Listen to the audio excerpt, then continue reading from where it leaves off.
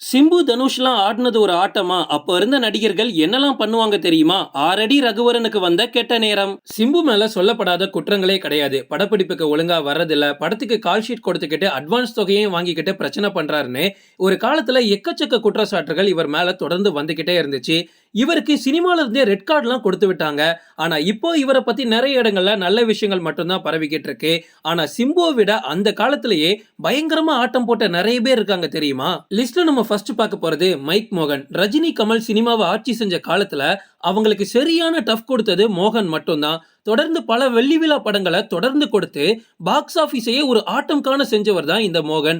மோகன மாதிரி ஒரு கணவர் வேணும் அப்படின்னு எக்கச்சக்க தமிழ் பெண்கள் வரிசையில நின்று ஏங்கிட்டு இருந்தாங்க. அந்த டைம்ல மோகனுக்கு இருந்த பெண் ரசிகைகள் வேற யாருக்குமே இல்ல. அதனாலேயே 80s காலகட்டத்துல இவரோட ஆட்டம் கொஞ்சம் ஓவரா தான் இருந்துச்சு. லிஸ்ட்ல நம்ம அடுத்து பார்க்க போறது நவரச நாயகன் கார்த்திக். கார்த்திக் பத்தி நிறைய பேட் ஒப்பீனியன் வந்து சினிமாக்குள்ள உண்மையிலேயே பேசிக்கிட்டு தான் இருக்காங்க.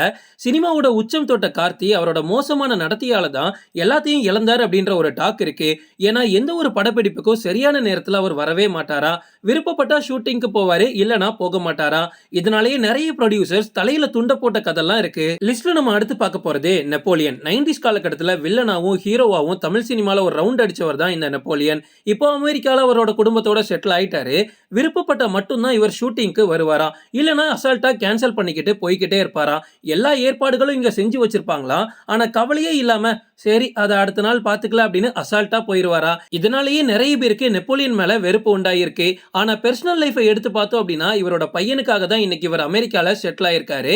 இவர் நல்லா தான் அவரோட குடும்பத்து கூட சந்தோஷமா வாழ்ந்திருக்காரு.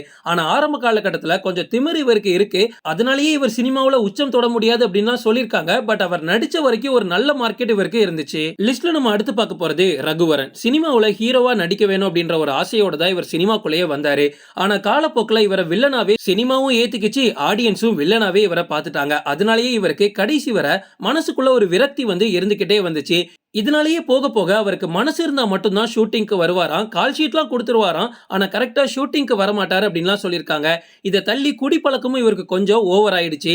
குடிச்சுக்கிட்டு நிறைய இடத்துல இவர் தூங்கிடுவார் அப்படின்ற ஒரு பிரச்சனையும் ரகுவரன் மேல சொல்றாங்க. ஆனா பெர்சனலா ரொம்ப ரொம்ப நல்ல மனுஷன் தான். ஆனா அவருக்குள்ள ஒரு விரக்தி வந்து இருந்துகிட்டே இருந்திருக்கு. ஆனா ரகுவரனை புரிஞ்சுக்கவே முடியாதான். ஆனா எனக்கு தெரிஞ்சு ரகுவரன் மாதிரி ஒரு ஆர்டிஸ்டை இனி தமிழ் சினிமா எப்பவுமே பார்க்க போறதில்ல. லிஸ்ட்ல நம்ம கடைசியா பார்க்க போறது அரவிந்த் சுவாமி. இவருக்கு 120 கோடிகள் சொத்து இருக்கு. 90ஸ்ல தமிழ் சினிமாவோட சாக்லேட் பாயா வலம் வந்தவர் தான் இவர். இன்னைக்கு கூட நிறைய பெண்கள் கிட்ட உங்களுக்கு எப்படிப்பட்ட ஹஸ்பண்ட் வேணும் அப்படின்னா எனக்கு 90s காலத்துல இருந்த அரவிந்த் சுவாமி மாதிரி ஒரு ஹஸ்பண்ட் கிடைச்சா போதும்லாம் சொல்லுவாங்க. அந்த அளவுக்கு பெண் ரசிகைகள் வந்து அரவிந்த் சுவாமிக்கு ஏராளம். பிசினஸ் செஞ்சதுனாலேயே இவர் சினிமாவை கோட்டை விட்டார் அப்படின்னு சொல்லலாம்.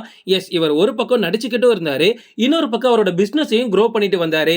அதனாலேயே கான்சென்ட்ரேஷன் வந்து ரெண்டையும் பண்ண முடியாம ஃபர்ஸ்ட் பிசினஸை வச்சுக்கிட்டு ரெண்டாவது சினிமாவை வச்சிட்டாரு.